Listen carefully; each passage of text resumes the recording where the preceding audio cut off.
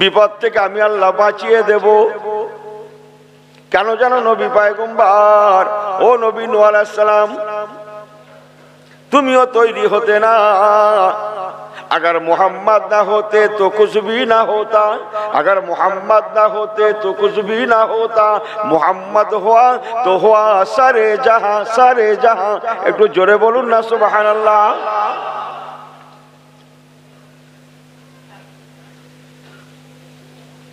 उन्हीं হচ্ছেন হাবিবুল্লাহ, नबी मूसा कलीमुल्लाह, इब्राहिम खलीलुल्लाह, दाऊद खलीफतुल्लाह, बट আমার नबी হাবিবুল্লাহ। জোরে বললেন না সুবহানাল্লাহ। হাবিবুল্লাহ, मूसा कलीमुल्लाह, इब्राहिम खलीलुल्लाह। নবী আমার বলেছেন मूसा कलीमुल्लाह, इब्राहिम खलीलुल्लाह, आना मुहम्मदुर हबीबुल्लाह ওয়ালা ফাকার। বাবারা মনে রেখো, আল্লাহ পাক নবী मूसाকে কালিমুল্লাহ বলতে পারে, ইব্রাহিমকে খলিলুল্লাহ বলতে পারে।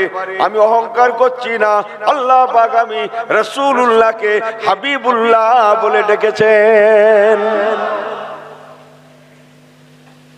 আরেকটা কথা বলে দিয়ে যাই, আজকে শ্রোতার একটু ফারাক থাকবে।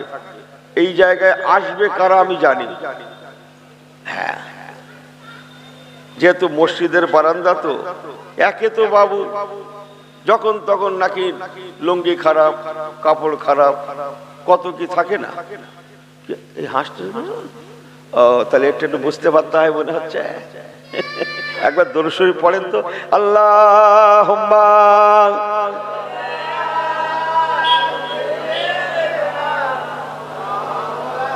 ওয়ালা আলি।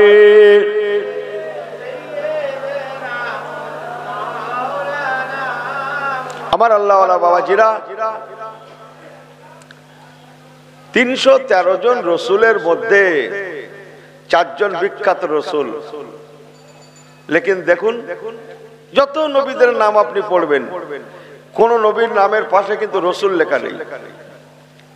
কোন নবীর নামের পাশে আছে কালিমুল্লাহ, কোন নবীর নামের পাশে খলিলুল্লাহ, কারোবা খলিফাতুল্লাহ, কারোবা জবিহুল্লাহ, কারোবা জামিলুল্লাহ, কারোবা নাজিউল্লাহ, কারোবা সফিউল্লাহ। একমাত্র আমার নবীর পাশে লেখা আছে রাসূলুল্লাহ। অথচ 313 জন রসুল, রাসূলুল্লাহ নাম কারো পাশে লেখা নাই। কথা বোঝেন না আপনারা? লা ইলাহা ইল্লাল্লাহু মুহাম্মাদুর, বলেন বলেন বলেন, রাসূলুল্লাহ। জোরে বলবেন না সুবহানাল্লাহ। আমার আল্লাহওয়ালা বাবাজি গণেরা, হযরত নবী নূহ পয়গম্বরের কথা বলছিলাম। ওনার কিস্তিটা পানির মাঝখানে ঘুরছে। আল্লাহু আকবার, উনি সিজদায় চলে গেলেন। ইউসাল্লি রাকাতাইন, আল্লাহ 2 রাকাত নামাজ পড়লেন। 2 হাত বাড়িয়ে দিলেন আল্লাহ, চতুর্দিকে পানি আর পানি। পাহাড়ের চূড়ার উপরে 40 হাত পানি। হ্যাঁ, কিতাব তাই বলছে, পাহাড়ের চূড়ার উপরে 40 হাত পানি। যে পাহাড়ে কেনান উঠেছিল ওনার বেটা বাঁচার জন্য, বাঁচবে বলে, যান কিতাব খুলে দেখেন গিয়ে, তার উপরেও 40 হাত পানি। কথা বোঝেন না? তাহলে কাবা শরীফ কত হাত? 22 হাত পানির তলদেশে। একটা নির্দিষ্ট জায়গায় আল্লাহ নবী নূহ পয়গম্বরের কিস্তিটা ঘুরতে লেগেছে। উনি আল্লাহকে সিজদা করে 2 হাত তুলে দোয়া চাইতে লাগলেন। আল্লাহ পাক বললেন, লা তাকা ওয়ালা তাহজান, ও নবী নূহ পয়গম্বর, তুমি কাঁদবে না, ভয় খাবে না, ডর নেবে না, চিন্তা করবে না। কেন জানো নবী, ও পয়গম্বর নবী আমার, তোমার কিস্তিটা ডুববে না, মার খাবে না, তোমার উম্মতদের কোনো ক্ষতি হবে না।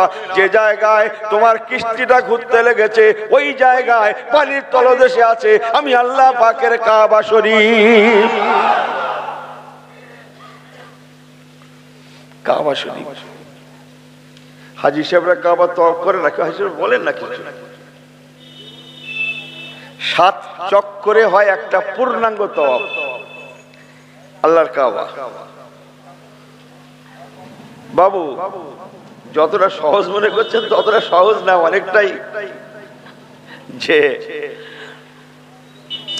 7 চক্কর হয়, চক্কর একটা পূর্ণাঙ্গ তওয়াফ।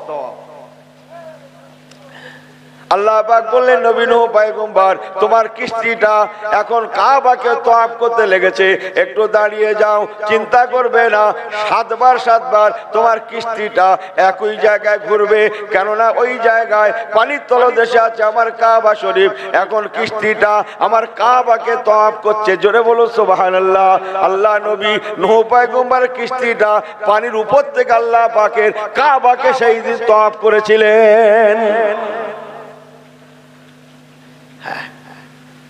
যাক, অনেক কথা। কাবা ক্ষতিগ্রস্ত হয়ে গেছিল পানিতে, তাই আল্লাহ পাক ওই কাবাকে পুনর্নির্মাণ করবেন বলে জগতে আব্বুজান ইব্রাহিম খলিলুল্লাহকে পাঠালেন। বলুন না জোরে সুবহানাল্লাহ। যেহেতু মসজিদের সেন্টার কাবা, একটু 2 মিনিট বলে দিয়ে যাই। ইব্রাহিম খলিলুল্লাহ হুজুর বিয়ে করলেন, কথা বলেন না। আল্লাহ আওলাদ দেন না, ছেলে পুলে নেই, সংসারে শান্তি লাগে না, ভালো লাগে না। আল্লাহ আল্লাহ বয়স হয়ে গেল, একটা ছেলে আওলাদ দেন, বংশের বাতি। উনি তখন 80 বছর প্লাসে আছেন। আহা, আল্লাহ সব পারেন। জোরে বলুন না সুবহানাল্লাহ। ইন্নাল্লাহা আলা কুল্লি শাইইন কাদির। অপর জায়গায় আল্লাহ কি বলছেন? বিসমিল্লাহির রহমানির রহিম। ইন্নামা আমরুহু ইযা আরাদা শাইআ আইয়াকুলা লাহু কুন ফায়াকুন। আল্লাহ পাকের তো কুন আর ফায়াকুনের ব্যাপার। সূরা ইয়াসিন শরীফ চমকাচ্ছে তো। আল্লাহর হুকুম হয়ে গেল, হযরত ইসমাঈল জাবিহুল্লাহকে আল্লাহ পাক দুনিয়াতে পাঠালেন। না, আরেকটু ক্লিয়ার করে বলি, আপনাদের আরেকটু ভালো লাগবে। আরে বাবা, ইব্রাহিম খলিলুল্লাহ আব্বাজান, উনি আমাদের পিতা হন, জানেন তো? মুসলিম জানের পিতা জানেন তো? মিল্লাত আবিকুম ইব্রাহিম ওয়া সাম্মাকুমুল মুসলিমিন। যে ইব্রাহিম খলিলুল্লাহ হুজুর বিয়ে করলেন কাকে? সিরিয়ার রাজকন্যা। আপনারা অনেক শুনেছেন, যে গঙ্গা হুজুরের থেকে 2 মিনিট নিয়ে রাখুন। সিরিয়ার রাজকন্যা, সিরিয়া রাজকন্যা, সুন্দরী, শিক্ষিতা এবং আবেদা, ফাজেলা, আলেমা, শিক্ষিতা, আদওয়ালি হযরতে আম্মা জান বলেন সারা আলাইহাস সালাতু ওয়াস সালাম। বলুন না জোরে সুবহানাল্লাহ। পৃথিবীতে 4 জনের কথা বলা হয়েছে খুব সুন্দরী, তার মধ্যে একজন মা সায়রা আলাইহাস সালাতু ওয়াস সালাম। যাই হোক, অনেকদিন বিয়ে করলেন, লেকিন আল্লাহ ঘরে আওলাদ দেন না, শান্তি নেই। অনেকদিন কেটে গেল, মা সায়রা নিজেই বললেন, হুজুর ভালো লাগছে না, আমি আপনাকে বিয়ে দেবো। তুমি কি বলছো, এখন এই বুড়ো বয়সে আমি বিয়ে করবো? বলে হ্যাঁ, ঘরে আওলাদ নেই, সন্তান নেই। তো মা সায়রাই মেয়ে দেখলেন। হ্যাঁ, যিনি যেমন তার চয়েসটা তেমন হয় না, হয় না। এই কথা বোঝেন না কেন? ইনি ছিলেন সিরিয়ার রাজকন্যা। উনি রাজকন্যা খুঁজছে, কোথায় দেখে একটা রাজকন্যা পাই। আল্লাহর হুকুম, মিশরের রাজকন্যা পেয়ে গেলেন। জোরে বলুন না সুবহানাল্লাহ। মিশরের রাজকন্যা যে হযরত আম্মা জান হাজেরা আলাইহাস সালাতু ওয়াস সালাম। বলুন না জোরে সুবহানাল্লাহ। হুজুর বিয়ে করবেন না? মাঝি জোর জবরদস্তি, হুজুর এত বছর হয়ে গেল, সংসারে সন্তান নেই, আওলাদ নাই, ভালো লাগছে না। তো মাঝি এক প্রকার খুব জোর জবরদস্তি করে আব্বাজান কেবলাকে বিয়ের ব্যবস্থা করলেন। আল্লাহর হুকুম, হযরত ইসমাঈল আলাইহিস সালাতু ওয়াস সালাম দুনিয়াতে আসলেন। এখন ইসমাঈল আসার পরে ভালোবাসাটা একটু বাচ্চাটার দিকে বেশি যাবে না? যাবে না? যাওয়া স্বাভাবিক।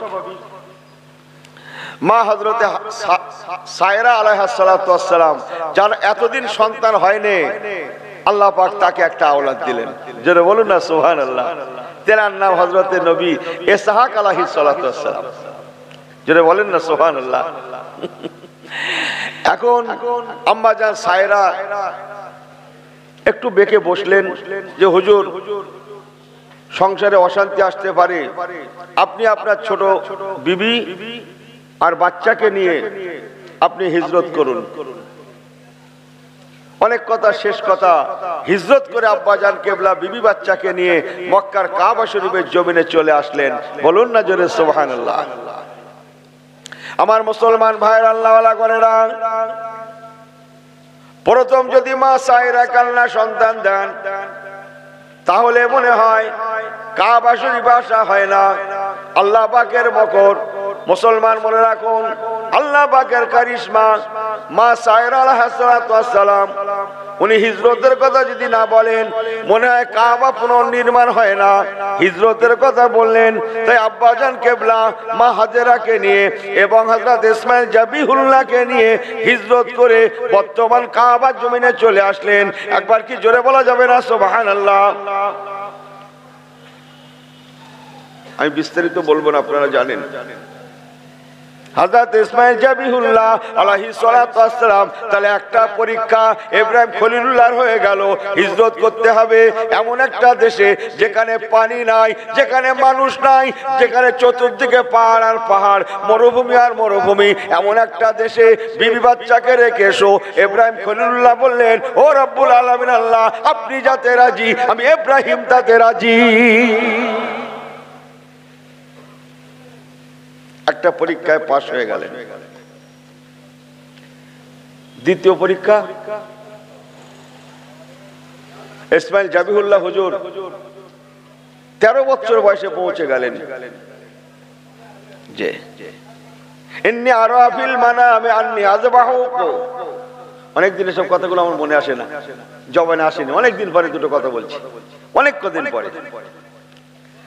আল্লাহ কোরআন পাকে ফরমালেন, ও হযরত নবী ইব্রাহিম খলিলুল্লাহ, তুমি তোমার সংক্ষেপ করে বলে গেলাম, জবেও দাও, কুরবানি করো। ইন্নী আরা ফিল মানামে, আব্বাজান কেবলা নিশ্চয়ই খ্বাবে দেখলেন, উনি স্বপ্নে স্বপ্নে দেখলেন, ইন্নী আরা ফিল মানামে আন্নী আযবাহুকা, জবে থেকে আযবাহুকা। শেষ লাইন ইসমাইল জাবিহুল্লাহর কোরবানি। কোরবানির জন্য ময়দানে পৌঁছে গেলেন, মিনার ময়দানে। অনেক কথা সব আপনারা জানেন। ছোরা হাতে নিয়েছেন। ইসমাইল জাবিহুল্লাহ হুজুরের কথা মতো আব্বাজান কেবলা চোখে পর্দাও ঢেলে নিয়েছেন, যাতে মায়াটা না লাগে। বিসমিল্লাহে আল্লাহু আকবার। আহা, জবে করার দোয়া না ভাই, এটা এই কোরবানির দোয়া কি বলেন না? বলেন না কথাটা, জবে করার দোয়া না। বিসমিল্লাহে আল্লাহু আকবার, সরা যাবে বাস। ঠিক এমন সময় আল্লাহ জিবরাইল আমিন ফেরেশতাকে তলব করলেন, কোথায়? উনি তখন সপ্তম আসমানের উপরে সিদরাতুল মুনতাহাতে আছেন। ইনদা সিদরাতুল মুনতাহা, সেখানে একটা বরই গাছ আছে, উনি বরই গাছের কাছে আছেন, নিচে আছেন। আল্লাহ বললেন, জিবরাইল, আমার বন্ধু পাশ করে গিয়েছে, এমন দেওয়ানা হয়ে গিয়েছে, বাপ হয়ে বেটার গলদেশে ছোরা বিসমিল্লাহে আল্লাহু আকবার বলা হয়ে গিয়েছে, এখনই সরা যাবে, সরা যাবে, সরা যাবে, কেটে যাবে, জবে হয়ে যাবে, শেষ হয়ে যাবে, শহীদ হয়ে যাবে। ও জিবরাইল, তুমি যেখানেই থাকো না কেন, আমি আল্লাহ তোমাকে হুকুম দিলাম, জলদি করে জান্নাতে যাও, জান্নাত থেকে দুম্বা নাও, চলে এসো মক্কার মিনার ময়দানে। চলে এসে আমার ইসমাইলকে টেনে নিয়ে ওই জায়গায় তুমি জান্নাতি দুম্বাটা শুইয়ে দাও। একটু জোরে।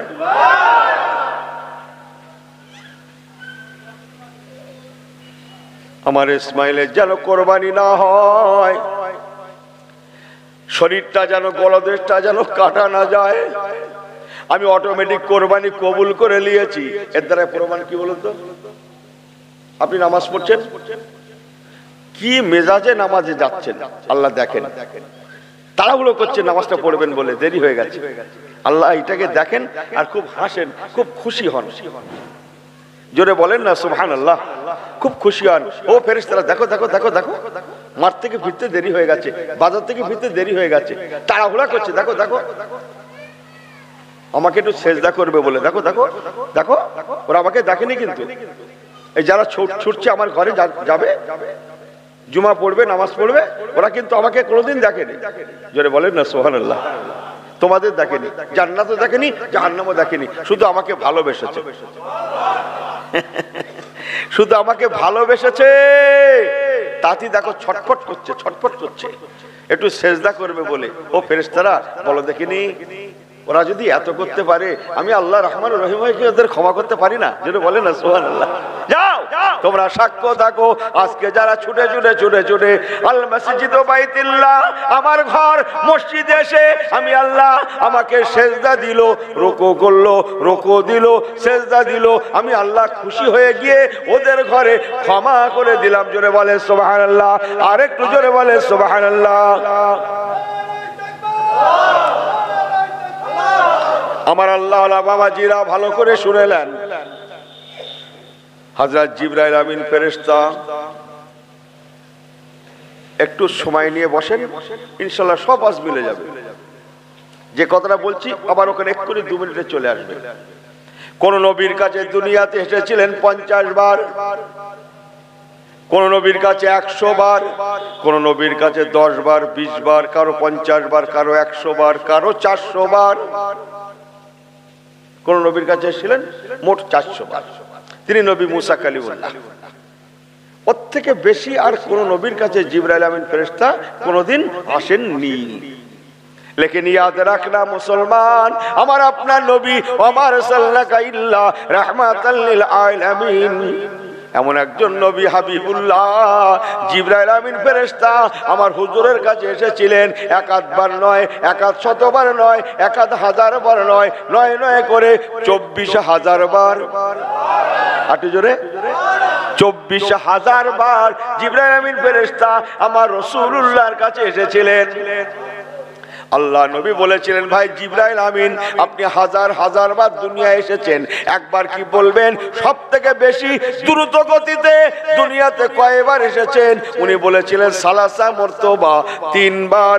ইয়া রাসূলুল্লাহ আমি খুব দ্রুত গতিতে দুনিয়ায় এসেছিলাম, তন্মধ্যে একটা বারের ওয়াজ আমি উনুস করছি। ইয়া রাসূলুল্লাহ ইয়া হাবিবাল্লাহ, মক্কার মিনার ময়দানে ইব্রাহিম খলিলুল্লাহ বেটাকে জবে করবে বলে বিসমিল্লাহ আল্লাহু আকবার বলে দিয়েছে, বলা হয়ে গিয়েছে সূরাটা যাবে।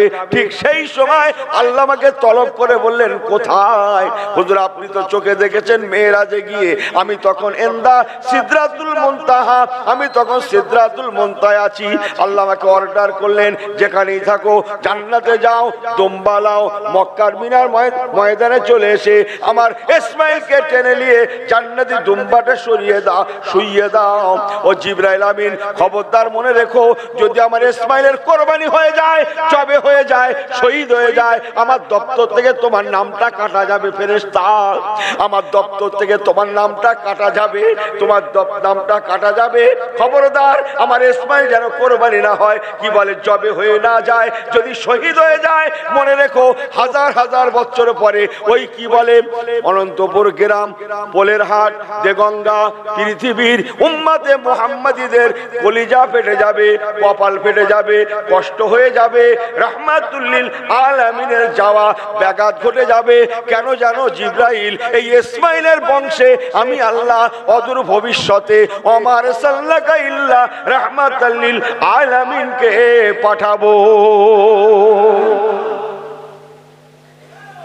আজ কি বুঝে আসছে? কথাগুলো কি বুঝে আসছে? জিবরাইল আমিন ফেরেশতা বলছে হুজুর আপনি বলেন কোথায় সিদরাতুল মুনতাহা আর কোথায় মক্কার মিনা? বিসমিল্লাহ আল্লাহু আকবার বলা হয়ে গেছে হুজুর, সূরাটা যাবে। আল্লাহ আমাকে তখন অর্ডার করলেন, হুজুর আমার 360টা ডানা আছে,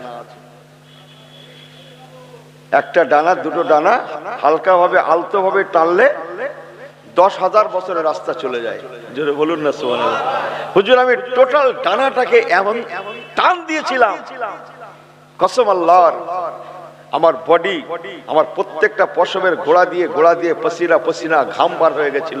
হুজুর আমি বড় ভয়ে খেয়ে গেছিলাম, যদি শহীদ হয়ে যায়, যদি ইসমাইল শহীদ হয়ে যায় আপনার আসার কষ্ট হবে, যেহেতু ইসমাইলের বংশে আল্লাহ আপনাকে পাঠাবেন। হুজুর আমি আপনার কথা ভেবে আল্লাহর হুকুমকে আদায় দিতে আমি এমন টান দিলাম, প্রতিটা শরীরের পশমের গোড়া দিয়ে আমার পসিনা ভরে গেল। হুজুর আমি ঘেমে ঘার্মিত হয়ে গেলাম। হুজুর আমি সিদরাতুল মুনতাহা থেকে জান্নাত, ওখান থেকে সোজা মক্কার মিনার জমিন এসে যখন দেখলাম ইসমাইলকে টেনে নেব, দেখলাম ইব্রাহিম খলিলুল্লাহ সোরা তখন যাচ্ছে, আমি সেই মুহূর্তে ইসমাইলকে টেনে নিয়ে জান্নাতি দুম্বাটা শুইয়ে দিলাম। আল্লাহু আকবার, দরুদ শরীফ। আল্লাহুম্মা পানি দাও তো।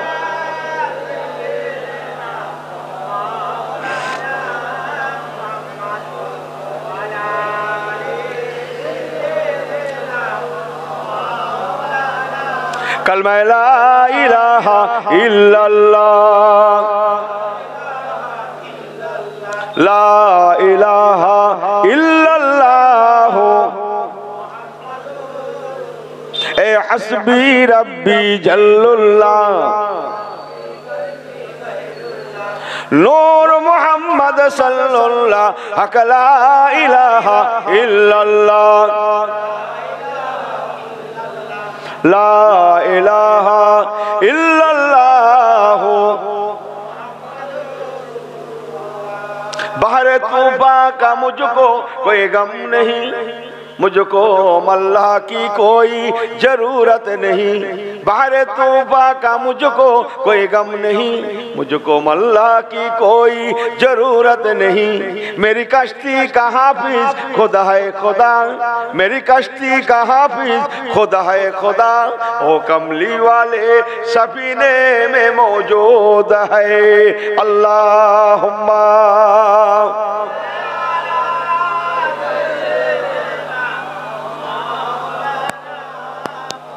ওয়ালা আলি সাইয়্যিদিনা। এর তাকবীর দাও, নারে তাকবীর, নারে তাকবীর। সব ঠিক আছেন তো? বিলকুল সব সহি আছেন? আলহামদুলিল্লাহ। কথাগুলো কি বোঝা যাচ্ছে? আল্লাহ পাক ইব্রাহিম খলিলুল্লাহর এই পরীক্ষায়ও পাশ করিয়ে দিলেন। সুবহানাল্লাহ বিহামদি। সর্ব বিষয়ে কামিয়াবি। আরো অনেক আছে, সেটা বলতে গেলে সময় লাগবে। যে না একটু জুড়ে দেবো ছোট্ট করে জুড়ে। ইব্রাহিম খলিলুল্লাহ, লা ইলাহা ইল্লাল্লাহ ইব্রাহিম খলিলুল্লাহ। জিবরাইল আমিন ফেরেশতা বলছে, আল্লাহ কি এমন আমল করলো বলুন দেখিনি আপনার ইব্রাহিম খলিলুল্লাহ, মানে আপনার বন্ধু। আপনার বন্ধু হওয়া তো ছেলে খেলা কথা, আপনি খলিলুল্লাহ বলে ডাকছেন। আল্লাহ একটু রহমতের জবানে মুস্কি আসলেন, জিবরাইল দেখবে তাহলে যাও পরীক্ষা করে দেখো। আমি আশা রাখি আমার বন্ধু পরীক্ষায় পাশ করে যাবে। যাও, খলিল হওয়ার যোগ্যতা রাখে কিনা নিজে চোখে দেখে নাও। যাও যাও, যেভাবে ইচ্ছা সেভাবে পরীক্ষা করো আমার ইব্রাহিমকে। হযরত জিবরাইল আমিন ফেরেশতা একটা মিসকিন ভিক্ষুকের বেশ নিলেন। কত বোঝেন না? ভিক্ষুক, মুসাফির ভিক্ষুক, ভিখারির বেশ নিয়ে, মিসকিনের বেশ নিয়ে ওনার ঘরের দোরগোড়ায় এসে সুবহান কুদ্দুসুন রব্বানা ওয়া রাব্বুল মালাইকাতি ওয়ার রূহ। আমাদের দেশে লা ইলাহা ইল্লাল্লাহ বলে না, তো এই দোয়াটা পড়ে উনি বললেন, আল্লাহ নবী ইব্রাহিম, আমি আপনার ঘরের দোরগোড়ায় আল্লাহর মোবারক নামে তাসবিহ তেলাওয়াত করেছি, আল্লাহর রাস্তায় কিছু দান করুন। হ্যাঁ, আমার আল্লাহর পবিত্রতা গুণকীর্তন করেছে, এত সুন্দর লাগলো, এত মিষ্টি লাগলো, আহা হা, কি শুকরিয়া আদায় করব। ইব্রাহিম খলিলুল্লাহ শুকরিয়া আদায় করতে ওনার 70টা ছাগল ছিল। কত বোঝেন না? 70টা ছাগল ছিল। এক একটা ছাগলের গলায় 70 ভরি করে সোনার চেন লাগানো ছিল। আমাদের দেশের ছাগল না গো, করছি পাহাড়ি ছাগল,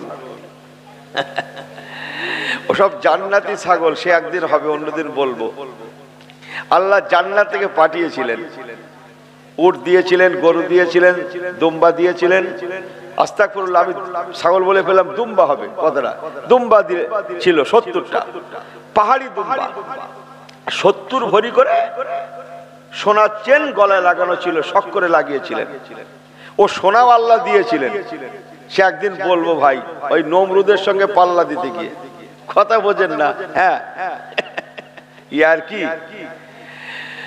এখন যাই হোক, এসে যখন দোয়া কালাম পড়ে আল্লাহর রাস্তায় কিছু চাইলেন, উনি বললেন শুকরিয়া স্বরূপ কি আর দেবো, আপনি আমার আল্লাহর পবিত্রতা গুণকীর্তন করেছেন, যান 3 ভাগের 1 ভাগ দুম্বা সোনা সহ। কি সহ? জোরে বলেন। ইনি ছাগল বিক্রি করছে, দড়ি দেয় না, দড়ি হবে না। ভাববে না যে সোনাগুলো খুলে নিচ্ছে, সোনা সহ আল্লাহর রাস্তায় আমি দান করে দিলাম। জোরে বলুন সুবহানাল্লাহ। জিবরাইল আমিন ফেরেশতা মিসকিন সাইলের বেশি আছেন, ঠিক আছে দেন। 3 ভাগের 1 ভাগ দুম্বা নিয়ে রওনা হয়েছে, চলে যাচ্ছে। বেশ বহুদূর চলে গেছে। এরপরে চলে গেলে আর দেখা যাবে না। হযরত ইব্রাহিম খলিলুল্লাহ আব্বাজান কিবলা পিছন দিয়ে ডাকছেন, বাবা সাইল যাবেন না, ও আল্লাহ পাকের বান্দা যাবেন না, একটু দাঁড়িয়ে যান, ফিরুন ফিরুন, একবার ফিরে আসুন। আপনার মোবারক জবানে আমার আল্লাহ পাকের নাম মোবারক এত মিষ্ট লেগেছিল, এত ভালো থেকে ভালো লেগেছিল, জীবনে এমন সুন্দর জবানে আমি কোনোদিন শুনি না। আমার আল্লাহর মোবারক নাম এত সুন্দর করে আপনি তেলাওয়াত করেছেন, জীবনে আমি কোনোদিন শুনি না।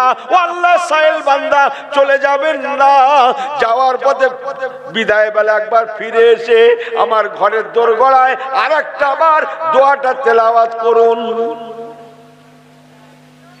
ফিরলেন, জিবরাইল আলাইহিস সালাম ডেকে বসেছে, আমি তেলাওয়াত করতে পারি, কি দেবেন? একবার তো পড়েছিলাম, আপনি 3 ভাগের 1 ভাগ দিয়েছেন, এবার বলে যান 50-50 বোঝেন, যা আছে অর্ধেক আপনার আল্লাহর রাস্তায় দিয়ে দেবো। জোরে বলুন সুবহানাল্লাহ। আর অর্ধেক রেখে দেবো। আবার দোয়াটা পড়লেন, সুবহান কুদ্দুসুন রব্বানা ওয়া রব্বুল মালাইকাতু ওয়ার রূহ। যা ছিল দুম্বা আগের ন্যায় অর্ধেক এনে ওনার হাতে তুলে দিলেন, উনি নিয়ে চলে যাচ্ছেন। ইনি অবাক দৃষ্টিতে তাকিয়ে আছেন। এরপরে চলে গেলে আর দূর থেকে দেখা যাবে যাবে না। তাই আগের বারে নয়, আবার ডাকছেন, ও আল্লাহ, সাইল বান্দা যাবেন না, দাঁড়িয়ে যান, একটু ফিরুন। আমি জীবনে বহু জবানে আল্লাহর পবিত্রতা গুণকীর্তন শুনেছি, কিন্তু আপনার মতো এত মধুমাখা জবানে কোনোদিন শুনি না। আপনি চলে গেলে আর শোনা হবে না। বাবা সাইল, একবার ফিরে আসুন, আল্লাহর রাস্তায় আমার ঘরের দোরগোড়ায় আর একটা বার এই দোয়াটা তেলাওয়াত করুন। আল্লাহর ভালোবাসার নজির বলছি আমি। জি, আমরাও তো মাশাআল্লাহ আল্লাহকে ভালোবাসি, যত ফাঁকি দিতে পারি। কি কথা বোঝেন না? ফরজ আছে তো সুন্নত নেই, সুন্নত আছে তো নফল বাদ। কি কথা ঠিক কিনা বলেন? আরে সর্বনাশ, এত চালাকের বেটা চালাক, প্রথম দিন ঠকে যায় রোজার মাসে। এই গ্রামের কোনো কথা হবে না, কিন্তু না, এই গ্রামের একটা কথা হবে না, এরা ভালো লোক, দাওয়াত করেছে। অন্য গ্রামের কথা, খতম তারাবি হয়, বোঝেন না? হুজুর বলেছে এবার 15 দিনে খতম হবে। মাথা খারাপ, দাঁড়িয়ে দাঁড়িয়ে তো পেরেশান রোজার সময়, বোঝেন না? প্রথম দিন ঠকেছে, তারপর দিন আর ঠকার নেই। ওটা আন্দাজ হয়ে গেছে হুজুর কতক্ষণ কেরাত পড়ে রুকুতে যাবে। কেরাত পড়ার পরে রুকুতে যাবে, তার আগে মসজিদের ধারে না, এ মসজিদ না, এটা বললি দাওয়াত শেষ করে দেবে, বুঝেন না কথা? ঘুরছে ফিরছে, ও অনেকে খৈনু খেয়ে নিচ্ছে। হুজুরের কেরাত শেষ হবে একটা আন্দাজ বুঝে গেছে। আল্লাহ আকবার, সব তাড়াতাড়ি করে